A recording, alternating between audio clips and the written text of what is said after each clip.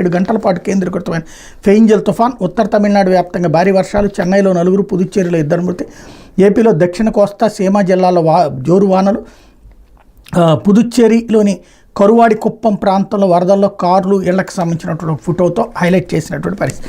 అయితే సంక్రాంతికి కొత్త రేషన్ కార్డులో మార్పులు చేర్పులతో పాటు కొత్త కార్డులకు దరఖాస్తు చేసే అవకాశాన్ని ప్రభుత్వం కల్పించింది. ఈ నెల 2 నుంచి 28 వరకు గ్రామ 6 వార్డు సచివాలయాల్లో దరఖాస్తులు స్వీకరిస్తారు. అర్హులైన వారికి సంక్రాంతి నుంచి కొత్త రేషన్ కార్డులు జారీ చేస్తారు. గత ప్రభుత్వ హయాంలో రేషన్ కార్డులపై వైకాపా రంగులతో పాటు జగన్ బొమ్మను ముద్రించారు. ఇప్పుడు వాటి స్థానంలో కొత్త కార్డులు ఇవ్వబోతున్నారు. దీనికి బడ్జెట్ కూడా విడుదలైంది అన్నటువంటి వార్తని హైలైట్ చేశారు. ఇక్కడే పబ్లిక్ ఒక క్లారిటీ కావాలి. ఉన్న రేషన్ కార్డులు ఇచ్చేసి కొత్తవి తీసుకోవాలా, లేదా కొత్త రేషన్ కార్డులు అవసరమైన వాళ్ళకి ఇస్తారా? ఇది తెలియకపోతే మొత్తం గందరగోళం అయిపోతుంది. పబ్లిక్ తీవ్రమైనటువంటి ఇబ్బందులు పడతారు.